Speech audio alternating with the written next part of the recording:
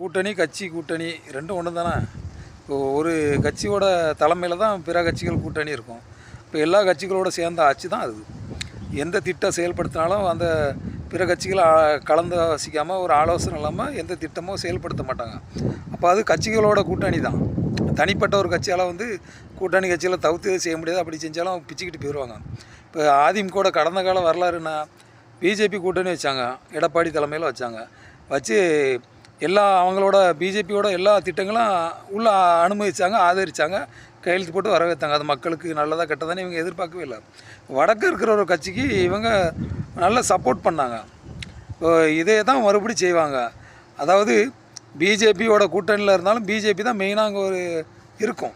ஏன்னா அதான் அவங்க கடந்த கால வரலாறு. அதனால் இது குழப்பிக்க தேவையில்ல. கண்டிப்பாக பிஜேபி கூட்டணியில் பிஜேபி பயங்கரமாக அவங்க தான் மெயினாக செயல்படுவாங்க. அதனால் எடப்பாடி பழனிசாமி எல்லாத்தையும்